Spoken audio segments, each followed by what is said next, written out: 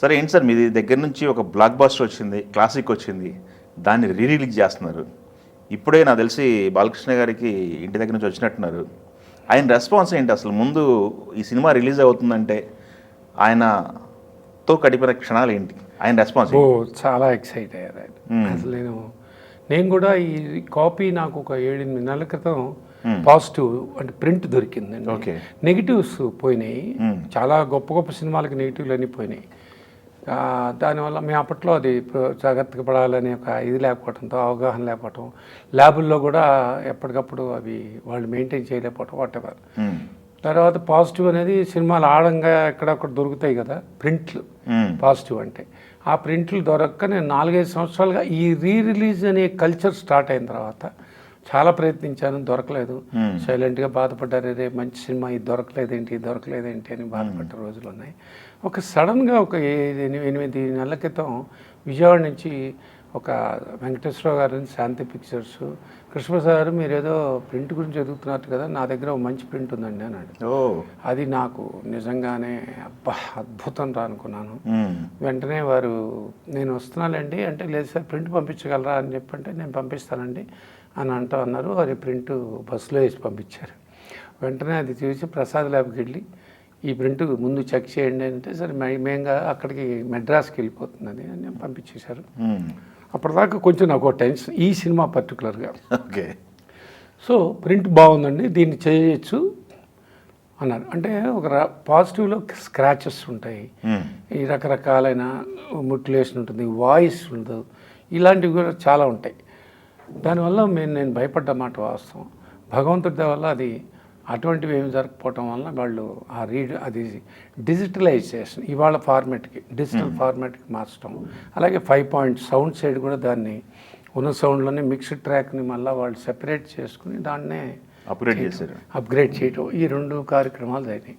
అయితే బాలకృష్ణ గారికి ఇవేమి నేను చెప్పలేదు, ఎందుకంటే అన్లెస్ అండ్ అంటిల్ వీళ్ళు ఫైనల్గా చేసేదాకా నేను ఆయనకు కూడా చెప్పదలుచుకోవాలి. ఓకే. అట్లాంటి జరిగిన తర్వాత సడన్గా ఒక 3 months బ్యాక్ వచ్చిన తర్వాత మళ్ళా వాళ్ళు దాంట్లో కొన్ని గ్రీన్స్ కొన్ని రకరకాలైన ఇవి ఇంకా అనిపించినాయి. సాటిస్ఫాక్షన్గా లేదండి ఇది అంటే, లేదు సార్ మాకు కూడా అనిపించింది, అది విల్ టేక్ బ్యాక్ అని వాళ్ళు మళ్ళీ దాని మీద చేసి. ముఖ్యంగా దీని గురించి చెప్పుకోవాల్సింది అభిషేక్ అంటే రమేష్ ప్రసాద్ గారు వాళ్ళ మనవడు, పెద్ద మనవడు, who is taking care all this digitalization and all so many films from అక్కడ చెన్నైలో జరుగుతున్న వర్క్కి. ఇది నేను ఒక ప్రెస్టీజియస్ సినిమా, దీన్ని నేను ఛాలెంజింగ్గా నేను మళ్ళీ దాన్ని రివ్యూ చేయిస్తానని మళ్ళా జనరల్గా ఈ ఫార్మాట్ 3 months to 4 months సరిపోతుందండి. దాదాపు it took about 7 to 8 months. వాళ్ళు చాలా దానికి శ్రమ కోర్చి బ్రహ్మాండాన్ని ప్రింట్ ఇచ్చారు. అది బ్రహ్మాండంగా వచ్చింది సార్, మీరు చూసుకోవచ్చు అన్నారు. నేను చూడటం కాదు, నేను బాలకృష్ణ గారికి ఒకేసారి చూస్తా ఉన్నా. అప్పుడు బాలకృష్ణ గారికి చెప్పాను, బాబు ఇట్లా ఆదిత్య 369 ప్రింట్ నేను డిజిటలైజ్ చేశాను, మీకు ఎప్పుడు వీలుంటే అప్పుడు మనం కలిపి చూద్దాం, దాని తర్వాత అది నచ్చితేనే మనం రిలీజ్ అనౌన్స్మెంట్ చేద్దాం, ఇది నేను మనస్ఫూర్తిగా అనుకున్నది ఆయన అన్న. అంటే ఆయన అసలు ముందు అది చెప్పంగానే ఎగ్జైట్ అయ్యారు. సరే నేను చూస్తానని అన్నారు. అది ఒక దాదాపు ఈ 1.5 month కూడా అవ్వాలి. అప్పటికి ప్రింట్ రెడీ అయిపోయింది. సరే ఒకరోజు ప్రసాద్ ల్యాబ్లో పెద్ద ప్రొజెక్షన్ థియేటర్లో మేము ఇద్దరం కలిపి చూసాం. ఆ రోజు మోక్షజ్ఞ కూడా వచ్చారు, ముగ్గురం కలిపి చూసాం. ఓకే. చాలా ఎగ్జైట్ అయ్యాం.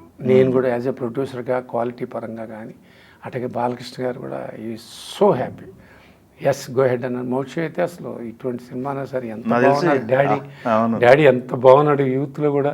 ఆ యూత్ పర్టికులర్గా కృష్ణదేవరాయ గురించి మాట్లాడతారు నాన్నగారు, అసలు యూత్ ఏంటి అంత అందంగా ఉన్నాడు ఆయన, అదర్ క్యారెక్టర్ కూడా అన్నారు. ఈ సో హ్యాపీ. అలా మేము ముగ్గురం చూసిన తర్వాత వెంటనే ఆయన అఖండ అప్పటికి వర్క్ స్టార్ట్ అయిపోయింది, సీరియస్ వర్క్ అంతా మీకు తెలియదే ఉంది. ఇంకా అది అనుకున్నప్పుడు ఇంకా మనం కూర్చుందాం ఉంటాం. అప్పటి నుంచి ఈ రెగ్యులర్ కాంటాక్ట్, నెక్స్ట్ స్టెప్ ఏంటి అన్నప్పుడు ఓ డేట్కు రావటం. మొన్న 11th అనుకున్న తర్వాత 11th అని ఫస్ట్ అనౌన్స్ చేశాను.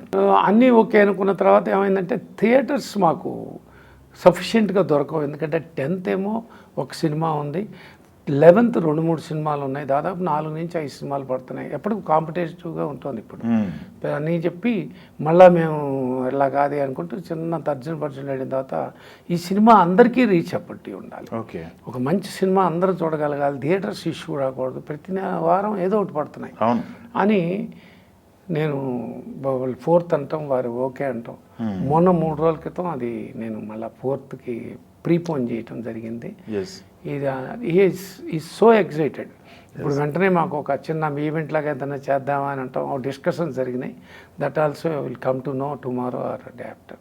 ఓకే, బట్ ఈ నియరెస్ట్గా బిఫోర్ రిలీజ్ ఒక అందరి వాళ్ళ ప్రెస్ని, మన వాళ్ళందరినీ, మీడియా మిత్రులందరినీ కలిసే అవకాశం నాకు ఆదిత్య 369 ద్వారా రావటం, అందరినీ కలవటం నాకు నిజంగా అదృష్టం. ఇట్లాంటి సినిమాతో నాకు ఎంతో గుర్తింపునిచ్చిన సినిమా ఇది. అంటే నేను తర్వాత చాలా సినిమాలు చేసిన, చాలామంది మీరు ఆదిత్య 369 చేశారా అండి, ఎంత అద్భుతం చేశారని ముందుకు వచ్చి మాట్లాడిన చాలా జనరల్ ఫ్యామిలీస్ని చూశాను. అది ఒక నా లైఫ్లో ఒక మరపురాని చిత్రం అవటం, నా బ్యానర్కి ఒక వాల్యూ ఈ సినిమా వల్ల ఎక్కువ ఉండటం నేను చేసుకున్న అదృష్టం.